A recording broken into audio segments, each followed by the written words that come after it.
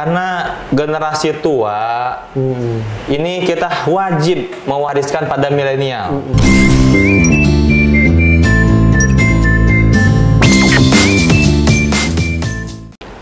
Assalamualaikum warahmatullahi wabarakatuh. Jumpa lagi bersama saya Tresno Rusli dalam programnya Podcast Cukup Pedes. Jadi Podcast Cukup Pedes ini juga bisa kalian saksikan di Spotify dengan nama sama, Cukup Pedes juga. Nah, untuk hari ini kita kedatangan seorang tamu yang sangat spesial, keturunan dari Kesultanan Palembang dan pernah melakukan perlawanan terhadap Belanda pada waktu itu. Kita perkenalkan terlebih dahulu tamu kita hari ini, Sultan Mahmud Badarudin IV, Jaya Wikrama RM Fawaz Diraja. Assalamualaikum warahmatullahi wabarakatuh, Sultan. Waalaikumsalam warahmatullahi wabarakatuh. Tetap sehat, tetap semangat di tengah pandemi COVID-19 ini. Alhamdulillah. Oh ya, boleh kita buka dulu, Sultan? Oh iya, baik. Biar suara lebih jelas. Di studio kali ini juga kita kedatangan seorang tamu spesial juga, komunitas Jeep Palembang. Di samping saya ada Kak Ican. Kak Ican, sehat Kak Ican? Ya, oh, tetap semangat Kak Ican. Terus kita. Tapi mohon maaf, untuk episode kali ini kita agak mengesampingkan dulu nih terkait Jeep mengejipnya. Mungkin episode selanjutnya lebih fokus dan kita mengundang secara khusus ke Kak Ican. Nah, untuk hari ini kita ingin membahas terkait peringatan 200 tahun pengasingan Sultan Mahmud Badarudin II dari Palembang ke Ternate. Nah, untuk itulah kita mengundang zuriat dari SMB 4 itu, Sultan SMB 4 Jaya Wikrama FM Fawaz Diraja. Oke. Nah, mungkin Sultan bisa dijelasin terlebih dahulu seperti apa sih cerita sebenarnya pada masa pengasingan Belanda waktu itu? Oh ya, jadi sebelumnya kita mungkin flashback dulu ya, bahwa Kesultanan Palembang Darussalam ini kan didirikan tahun 1666, tepatnya 3 Maret, setelah Kerajaan Palembang itu dihancurkan atau diperangi oleh VOC pada saat itu. Kemudian muncullah Sunan Abdurrahman yang menjadi rajanya. Pada awalnya itu tahun 1659 itu belum menjadi kesultanan, masih kerajaan. Masih kerajaan waktu itu. Ya, jadi baru diproklamasikan pada tahun 1666. Oke. Nah, setelah itu waktu berjalan, namanya mereka terjadi perang dagang antara VOC sama Inggris, sehingga karena akibat politik luar negeri itu Palembang yang menjadi salah satu target atau penjualan itu menjadi target juga. Oh gitu. Untuk dikuasai oleh Inggris juga, sehingga itulah mulai ada kepentingan antara Inggris, Belanda, dan juga sehingga terjadilah kekacauan dan karena politik luar negeri menjadi politik dalam negeri kita sendiri. Nah, setelah itu akibatnya mulai dari tahun 1811 sudah mulai terjadi peperangan, sudah mulai terjadi kegaduhan, dan puncaknya pada tahun 1818 itulah mulai peperangan antara SMB 2 dengan Belanda. Ya, jadi kalau kita ceritakan panjang nih ceritanya, mungkin nggak cukup berapa nih, bisa sampai seharian nih. Tapi kita fokus saja di acara apa sih, di kegiatan bahwa podcast ini yang menceritakan mengenai 200 tahun Kesultanan Palembang diasingkan ke Ternate. Jadi tepatnya pada 3 Juli 1821 atau tepatnya pada tanggal 4 Syawal. Ya, jadi pas awal setelah Lebaran. Iya, setelah Lebaran itulah. Iya, kita diasingkan, semuanya naik ke perahu, berangkatlah dari Palembang ke Batavia. Dari Batavia di sana selama 8 bulan, baru kita dikirimkan ke Ternate. Jadi lama juga kita diasingkan itu di Batavia, dan di Ternate itu hampir 30 tahun lebih Sultan SMB 2 berada dalam pengasingan di sana. Ya, sampai dia meninggal ya. Jadi makamnya SMB 2 itu ada di Ternate. Jadi Kalau bilang makam pahlawan nasional itu ada di Palembang, SMP 2 enggak. Jadi makamnya itu sebagai, makanya lebih orang kenapa dia menjadi pahlawan nasional, karena kegigihannya itu sampai dia dibuang ke Ternate. Nah, mungkin pertanyaan yang mungkin ingin diketahui oleh masyarakat itu, yang pertama, kenapa Belanda menargetkan Palembang? Yang pertama itu. Yang kedua, kenapa targetnya kok Sultan Mahmud Badarudin II? Ya. Jadi sebenarnya seperti saya tadi cerita tadi, bahwa ketika itu peperangan dagang antara Belanda sama Inggris ternyata berimbas juga terhadap domestik di Palembang. Ada intik adu domba, ada macam-macam, sehingga akibatnya Palembang menjadi sasaran empuk karena tujuan utama mereka sebenarnya Pulau Bangka Belitung yang penuh oleh timah. Oh gitu. Karena Pulau Bangka Belitung ini penuh dengan timah ini milik Kerajaan Kesultanan Palembang. Ini menjadi salah satu komoditas untuk membuat senjata, untuk peperangan mereka, untuk memperkuat pertahanan mereka. Jadi sehingga mereka menginginkan Pulau Bangka Belitung itu penguasaan, karena dulu memang Bangka Belitung juga termasuk Sumatera. Iya, termasuk Kesultanan Palembang. Kesultanan Palembang juga ya. Betul. Gitu. Jadi karena itulah mereka itu benar-benar ngebet bener ingin Palembang. Selain itu kekayaan Palembang yang sangat banyak juga. Mulai dari rempah-rempahnya kita dari uluan banyak. Bahkan Belanda itu mereka justru menargetkan begitu masuk ke Indonesia bekerja sama atau mengejar rempah-rempah dari Palembang dulu. Palembang juga? Iya, dari Palembang. Baru yang lain-lainnya itu. Oke, jadi mungkin yang target dari Belanda itu lebih ke pertahanan ya. Pertahanan mereka, karena kan tadi yang Sultan bilang kita memiliki banyak sekali hasil bumi timah itu kan. Nah, terus kenapa SMB 2 yang menjadi daftar hitam oleh Belanda? Bukan. Jadi kalau kita lihat ya bukan daftar hitam ya. Jadi sebenarnya mungkin target utama mereka ketika ada suatu chaos di suatu wilayah, ada keracuhan ataupun apa, mereka berprinsip dengan mereka bisa mendapatkan keuntungan sebesar-besarnya. Keuntungannya. Iya, kita lihat Kesultanan Palembang besar karena perdagangannya. Ya kan, kita lihat ada benteng Kota Besar, Masjid Agung, itu kan dibuat dari marmer. Masjid Agung dari Eropa. Orang Kesultanan Palembangnya tapi bisa. Masjid Agung itu sempat dirusak waktu itu ya, Sultan? Iya, sempat. Sejarahnya seperti itu kan? Iya, sempat. Jadi peperangan sempat rusak juga, tapi udah nggak terlalu banyak istilahnya. Jadi kita lihat bahwa Kesultanan Palembang sangat kaya. Kita lihat di Nusantara ini makam sultan yang paling besar mungkin saya lihat di Palembang ini, yang cukup besar, yang cukup megah, bangunan yang benteng yang ada ini cuma di benteng Kota Besar, itu kan menunjukkan bahwa kita memiliki kekayaan yang sangat melimpah, sehingga target utama mereka adalah mendapatkan keuntungan sebesar-besarnya itu dengan mengokupasi semua lini sektor ekonomi yang ada di Palembang. Nah, karena itu mereka melakukan peperangan dan juga akibatnya Palembang ini mereka kuasain sejak tahun 1821, mereka kuasai sehingga mulai masuklah era kolonialisme di Sumatera Selatan. Nilai-nilai kolonial itu baru masuk setelah Kesultanan Kesultanan Palembang, khususnya SMB 2 sudah diasingkan ke Ternate. Ya, masuklah semua aturan-aturan Belanda. Semuanya pasirah-pasirah juga yang di daerah kan dulu Kesultanan ini Palembang ini termasuk di wilayah otonom ya. Jadi pasirah itu bukannya bawahan kesultanan, tapi suatu mitra. Mereka menjadi suatu seperti federasi. Dengan kesultanan inilah yang sebagai pemersatunya.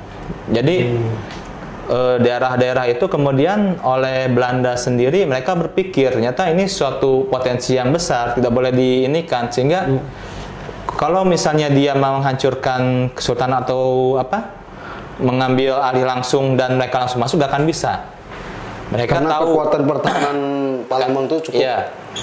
Ya bukan. Jadi di daerah ini mereka itu memiliki apa nilai-nilai masing-masing. Jadi nggak bisa kalau Belanda mau perangin satu-satu kan biayanya besar. Nah, tapi kalau dia sudah mengambil kekuasaan di kesultanan, kasih juga tinggal kasih orang nih, misalnya jadi bonekanya Belanda supaya masuk ke daerah, mengatasnamakan kesultanan, uangnya bisa diambil semua nih sama Belanda kan. Nah, pedagang-pedagang bisa dia kuasain semua. Jadi seperti itu kondisinya. Setelah 1821 masuklah semua aturan-aturan Belanda dan kita diasingkan sehingga nilai-nilai budaya banyak kan mulai masuklah budaya-budaya di luar Kesultanan Palembang itu. Jadi setelah pasca pengasingan tadi nilai-nilai kesultanan itu dimanfaatin oleh kolonial Belanda untuk memasukkan nilai-nilai Belanda seperti itu. Betul. Oh, gitu. Mulailah pasirah-pasirah itu anak-anak pasirah disekolahkan. Semua tuh ditarik semua ke mana? Ke Palembang, disekolahkan Belanda supaya nanti kemudian mempermudah hubungan antara Belanda dengan pasirah-pasirah atau daerah-daerah yang ada penyangga kota Palembang. Oke, nah kemudian tadi kan Sultan bilang di Ternate itu 30 tahun ya. Iya, lebih dari 30 tahun ya. SMP 2. Nah, iya. Aktivitas apa sih yang dilakukan selama di Ternate?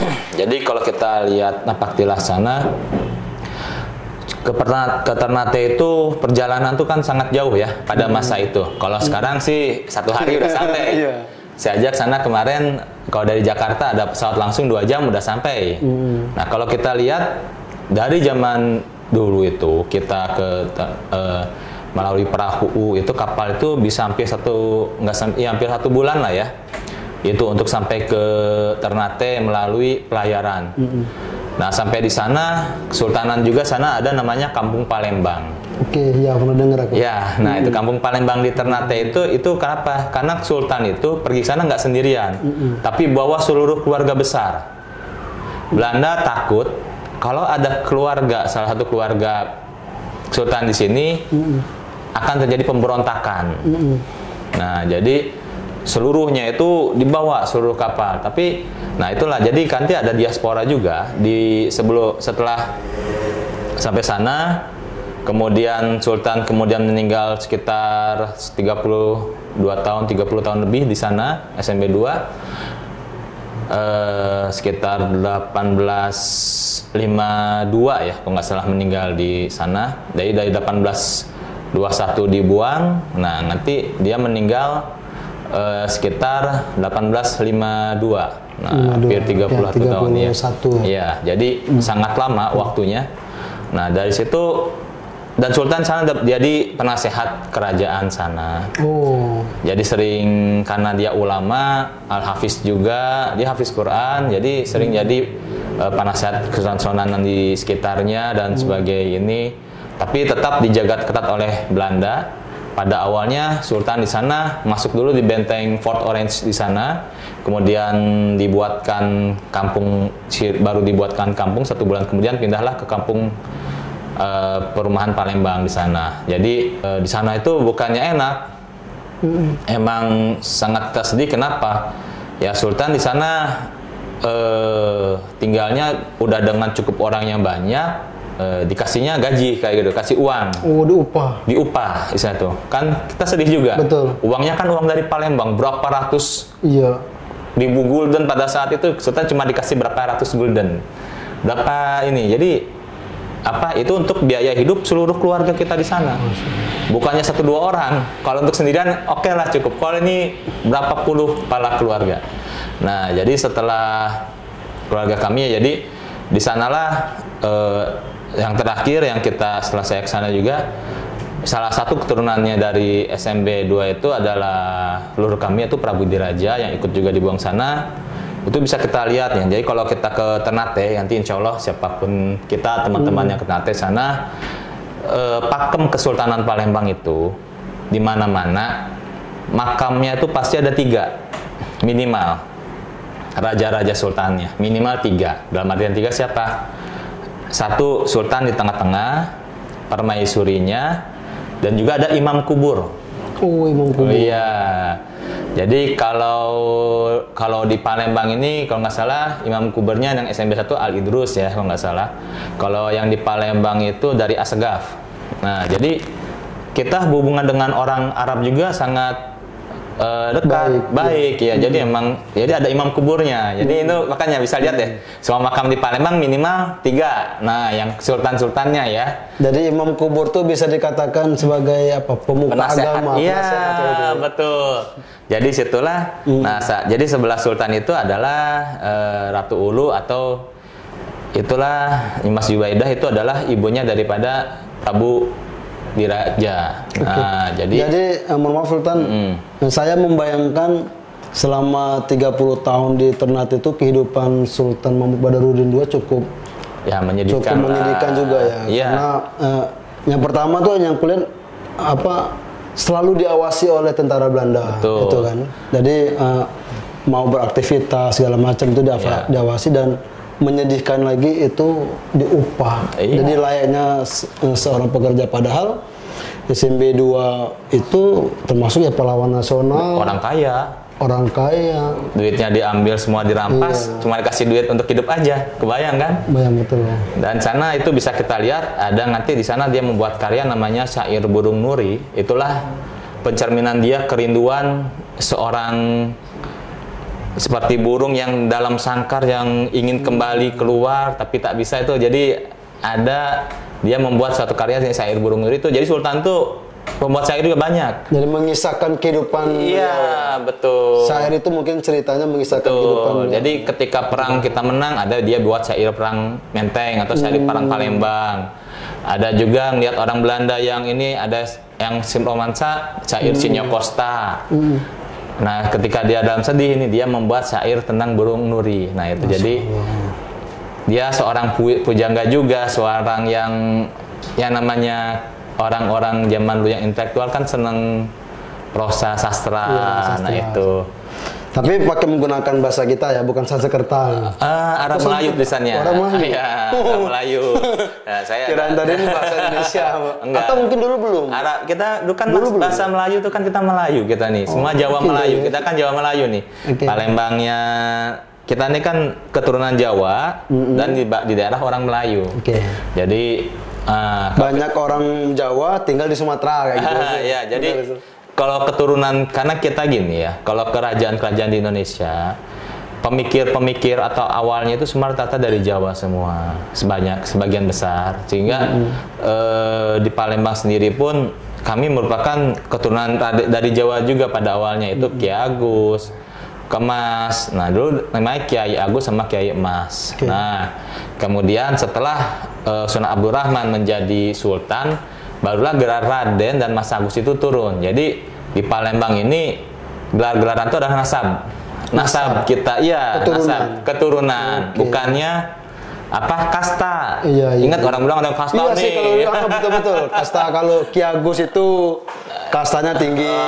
Enggak, itu jadi Ki Agus Yahya kayak gitu kan, atau itu siapa? adalah bukan. Jadi itu adalah nasab kita. Kita famnya dari mana. Jadi jangan salah. Nah, setelah kita kembali lagi ke SMB 2 Pengasingan itu, setelah dia meninggal, baru 8 tahun kemudian keturunannya kembali ke Palembang. Oh gitu. Ya, jadi 8 tahun setelah meninggal. Iya, jadi setelah dia meninggal sekitar 1860. Betul. Jadi dirasakan bahwa orang yang di sana, orang Belanda sana protes. Sultannya udah nggak ada nih, masa kita ngasih uang harus per kepala keluarga kan susah nih. Nah, akhirnya mereka tidak mau menanggung biaya itu. Jadi udah kita balikin semua. Jadi siapa yang mau pulang? Nah, itulah kemudian terjadi diaspora di Indonesia ini, bahwa keturunan di Kesultanan Palembang Darussalam, apalagi keturunan SMB 2 ini menyebar di seluruh Nusantara. Jadi ada yang di Manado, ada yang di NTT, ada yang di Banyuwangi, ada yang di Jakarta, ada yang ke Palembang. Semuanya itu kembali itu. Jadi kalau orang bilang, oh keturunan Sultan Asyik itu masih di Ternate. Ternate Indonesia kan masih di Indonesia, bisa pergi masa nggak bisa pulang sih. Di sana juga cuma sebagian aja. Tapi tetap ada. Masih kita komunikasi sama keluarga-keluarga besar di sana. Alhamdulillah sana ya lumayan juga lah. Dan justru kalau keluarga kami, tapi itulah setelah kembali ke Palembang ternyata kita nggak aman juga.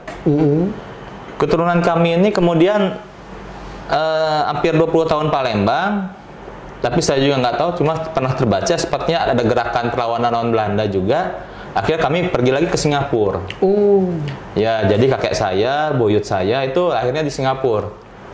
Itu. Jadi Pangeran Prabudiradja punya anak Raden Abdul Habib, lahir di Ternate, terus kembali ke Palembang bersama anaknya itu di Palembang ini, kemudian keramaian. Mungkin kalau saya lihat titik mulai agak panasnya ketika Prabudiradja meninggal, tidak boleh dimakamkan di Kawah Tekurup. Nah itu. Jadi ribut lah Palembang ini, mulai gerakan. Akhirnya makam di Karangkeranggo. Oke Sultan, mungkin kita kembali ke peristiwa 200 tahun kejadian pengasingan tadi. Nah, kejadian itu kan mungkin memberikan rasa kesedihan yang mendalam bagi keturunan saat ini, termasuk juga Sultan Fawaz Diraja. Nah, sekarang itu udah 200 tahun yang lalu. Nah, mungkin untuk tahun ini apakah kita ada peringatan-peringatan spesial memperingati 200 tahun pengasingan tadi, Sultan? Betul. Jadi alhamdulillah tahun ini 200 tahun ini kita mengadakan serangkaian kegiatan karena ini posisinya sedang pandemi juga. Kita nggak bisa mengumpulkan orang banyak-banyak. Jadi kita bikin kegiatan-kegiatan seperti acara festival. Jadi kita mungkin sampai akhir bulan Juli kita ada beberapa kegiatan yang akan dimulai mungkin beberapa hari ke depan. Kita mulai kegiatan-kegiatannya, mulai nanti ada berbagai macam lomba juga Festival budaya Sumatera Selatan. Betul. Hubungannya mengenai pengasingan SMB 2. Oke, nah ini kan banyak kaum milenial yang tidak tahu nih, Sultan. Nah, mungkin apakah dalam acara itu sendiri nantinya akan melibatkan generasi-generasi muda? Betul. Nah, sekarang ini kalau kita ini sekarang budaya ini kan milik kita bersama. Mari kita lestarikan bersama-sama. Jadi saya berharap dan saya juga pada saat ini, pada era 2 tahun ini, saya lebih banyak memfungsikan milenial-milenial untuk meningkatkan kembali identitas jati diri mengenai kepalembangan dia. Nah, ngapo? Palembang ke depan di Indonesia ini yang bisa kita pertahankan dan bisa kita angkat nilai-nilai itu adalah identitas budaya lokal. Jadi jangan sampai, ya kita bayangin deh, kalau kita bikin mall besar, bikin gedung-gedung mencakar langit, Dubai lebih bagus, Jakarta lebih banyak, tapi mereka tidak punya yang namanya Kak Ketan, yang namanya Telo Abang, yang namanya Gulopuan, itu kan punya kita. Iya, Bakso Palembang itu kan punya kita, nilai-nilai itu. Gulopuan itu yang dari susu sapi itu ya, susu kerbau. Susu kerbau. Oke, ya. Iya, jadi itu kan harus kita lestarikan. Ini yang mereka punyai. Kita lestarikan, kita punyai Benteng Kota Besar, kita punya Masjid Agung yang bersejarah. Ini yang harus kita mulai bangkitkan. Di luar sana nggak ada. Nah, ya, artinya kan? Yang kuliner, kemudian yang tadi kita masukkan dalam festival budaya tadi. Iya, insya Allah sudah. Itu formatnya seperti apa, Sultan, nantinya? Kita banyak. Kita kalau untuk generasi milenial nanti mulai mengenai dari fotografi, mulai dari pengenalan tempat-tempat bersejarah, ada juga touring jeep nanti. Wah, kalau touring jeep itu Kaican itu. Iya, betul. Itu yakin ide jeep itu Kaican. Betul. Jadi ada banyak yang seperti. Jadi udah nanti ada juga kreasi tarian, ada juga kita pelatihan bagaimana cara membuat tanjak. Jadi tanjak itu dari satu lembar kain bisa dilipat-lipat, bisa tegak. Bisa kayak betul. Kalau ini emang modifikasi karena tapi kalau tanjak batik itu bisa langsung dilipat jadi tegak sendiri. Itu kerjanya Kak Kemas Hari Panji itu.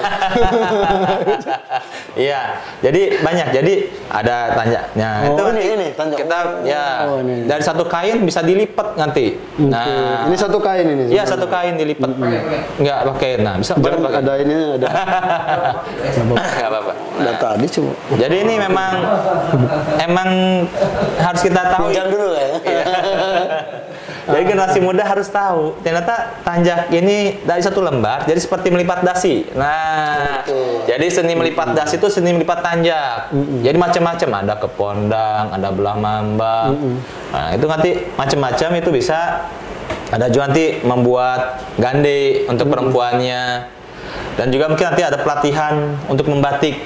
Nah, ini ya artinya dalam festival budaya ini mungkin dominasinya ke kaum milenial. Iya, kalau milenial sekarang gini.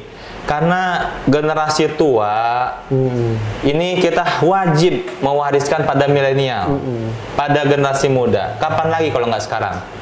Nah, kalau itu kan ada fotografi. Iya. Fotografi itu kan itu pasti dilombain kan. Betul. Nah, mungkin Sultan bisa kasih bocoran sedikit kapan perlombaannya, kemudian penilaiannya seperti apa seperti itu. Ya, jadi mungkin setelah ulang tahun Palembang 17 Juli ini kita mulai start. Jadi mulai 17 Juni ini kita mulai start kegiatannya. Nanti akan ada akan ada pengumuman-pengumumannya. Bisa dilihat di IG kita. Nanti ada mungkin ada yang resmi, ada juga yang kalau yang memang biasa kita pakai IG Budaya Palembang Darussalam. Ya mungkin termasuk untuk ya, official juga ini lah official ini ya, wajib ini. Siapa tahu kita diajak. Tapi tadi sudah ada kode wajib katanya. Alhamdulillah. Iya iya. Jadi emang kita lebih fokus ke milenial. Kenapa? Karena milenial ini ke depan adalah mereka yang meneruskan estafet. Betul. Ya kan? Karena kami dapatnya jatah 200 tahun. Mungkin yang jatah 300 tahun milenial nanti atau 250 tahun. Saya nggak tahu 50 tahun lagi apakah saya masih hidup atau enggak. Betul. Tapi kalau saya tidak wariskan dari sekarang, tidak kita jelaskan masalah budaya-budaya Palembang yang ada sekarang, kapan lagi generasi ini mau belajar? Kapan lagi mereka mau tahu? Ini adalah hak daripada generasi selanjutnya, bukan hak kami. Itulah warisan budaya kita. Ya mungkin pemirsa Cukup Pedes, mungkin video kali ini ya cikal bakal jejak digital yang memperlihatkan bahwa beginilah perjuangan SMB 4 dalam melestarikan budaya khususnya kepada generasi muda. Seperti itu ya, iya, Sultan? Betul. Baik Sultan, terima kasih banyak atas kehadiran di studio mini kami. Iya. Mungkin ada himbauan atau ada ajakan kepada pemirsa Cukup Pedes, silakan. Iya, kepada pemirsa Cukup Pedes ini harap kita sama-sama bangun budaya, lestarikan budaya, rawat dan jaga budaya di Palembang ini. Bukan hanya punya Palembang Darussalam, bukan hanya punya Sumatera Selatan, tapi ini adalah budaya milik generasi kita semua. Dan jangan lupa untuk like dan subscribe Cukup Pedes. Cukup Pedes, terima kasih. Nah, terus pantengi programnya Palpres Official, karena nantinya tadi seperti Sultan bilang, kita akan dilibatkan dalam festival budaya ini. Dan sudah pasti program-program itu akan kita masukkan ke seluruh program di Palpres Official, termasuk juga Cukup Pedes. Oke, terima kasih banyak Sultan atas waktu dan kesempatannya. Sama-sama. Oh ya, jangan lupa tadi subscribe follow Instagram Palembang Darussalam. Budaya Palembang Darussalam. Budaya Palembang Darussalam, mungkin bisa ya dilihat di bawah, link bawah. Itu juga Facebook, Instagram. Iya. Oke, Budaya Palembang Darussalam dan Palpres Official. Siap. Baik, saya akhiri. Wassalamualaikum warahmatullahi wabarakatuh. Waalaikumsalam warahmatullahi wabarakatuh. Oke, terima kasih. Ya, sama-sama.